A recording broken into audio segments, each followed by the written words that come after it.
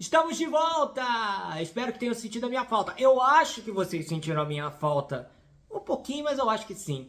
Enfim, eu estava muito ocupado, sabe? Eu era do terceiro ano do ensino médio, então você sabe aquela loucura que é você vestibulando, vestibular, treinar para vestibular para cá, para lá, treinar para fazer vestibular de faculdade, do Enem, treinar para o Enem, inclusive começar a faculdade. Eu comecei a faculdade agora, olha só.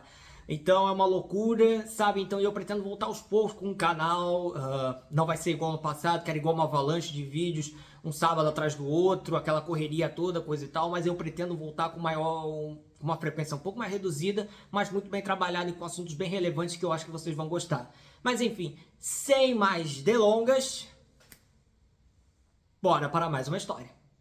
No dia 5 de agosto de 2024, Sheikh Hasina, que governava o Bangladesh há quase 15 anos, renunciou ao cargo e fugiu do país, refugiando-se na Índia.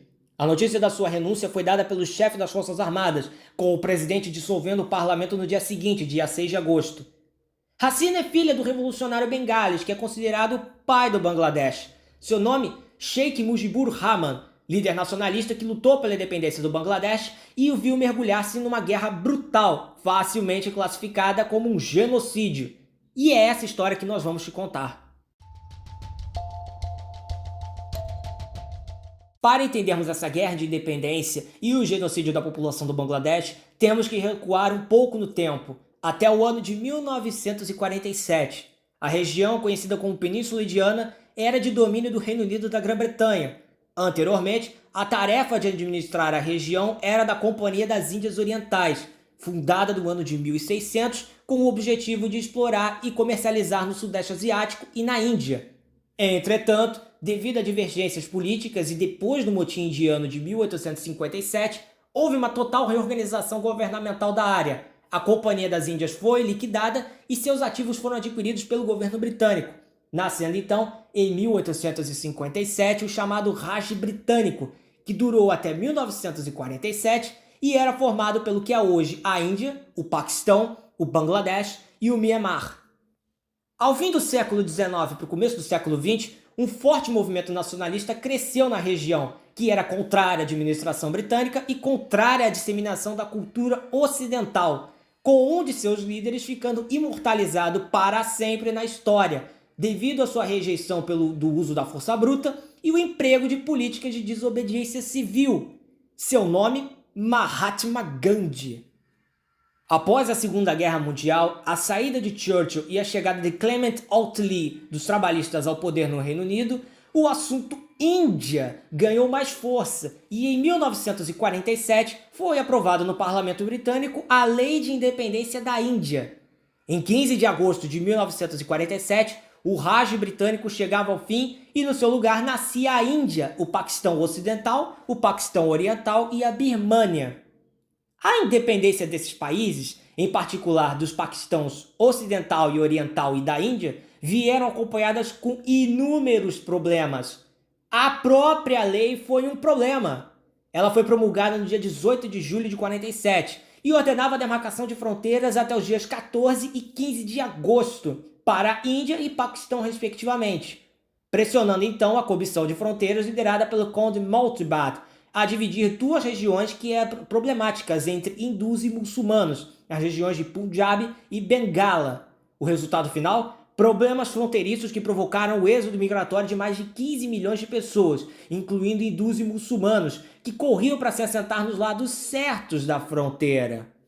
Outra peculiaridade que se tornou um problema no futuro são os territórios hoje compreendidos como Paquistão e Bangladesh, que eram um só, chamados de Paquistão Ocidental e Paquistão Oriental, e estavam separados por mais de 1.000 quilômetros de distância um do outro, o que já é uma dor de cabeça administrativa por natureza.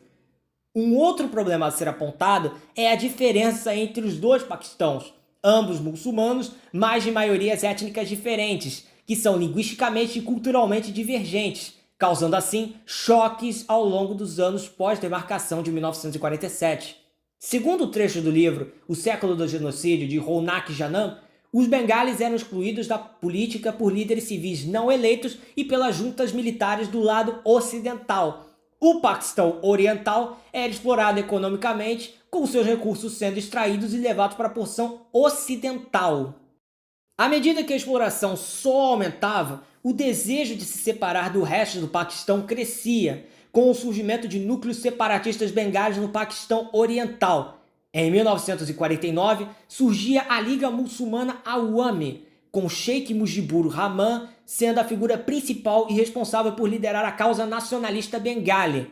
Em 1968, o governo do general Muhammad Ayub Khan ordenou a prisão de Mujibur e outros líderes separatistas da região, naquilo que ele chamou de conspiração separatista. Confrontos entre a polícia e manifestantes em Dhaka eclodiram e entre dezembro de 1968 a janeiro de 1969, 675 pessoas morreram devido à violência política no Paquistão Oriental. Em setembro de 1970, a Liga Awami conseguiu formar maioria absoluta na Assembleia Legislativa do Paquistão Oriental, conquistando 288 das 300 cadeiras, além de ganhar 167 assentos na Assembleia Nacional do Paquistão.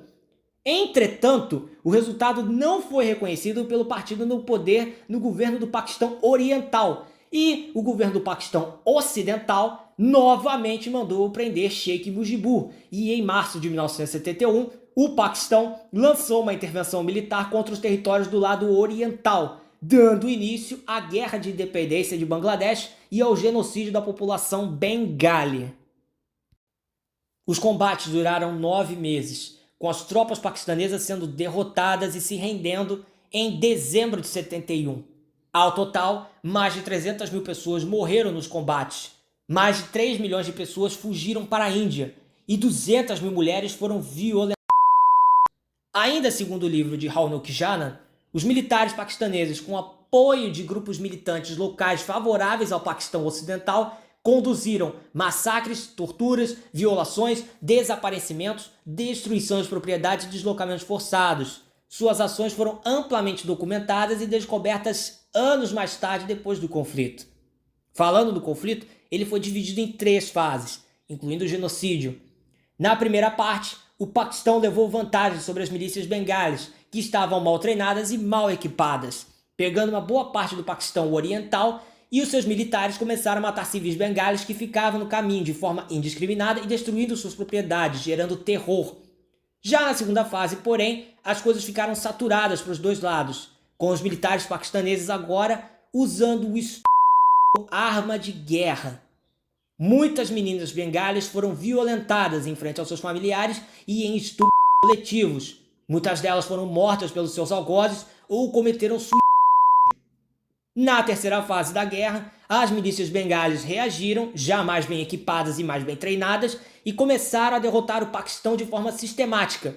Faltando uma semana para a rendição do Paquistão, com sua derrota encaminhada, militares sequestraram e mataram os principais professores e intelectuais da nova nação. E em dezembro de 1971, os paquistaneses se renderam e a guerra acabou com o surgimento do Bangladesh.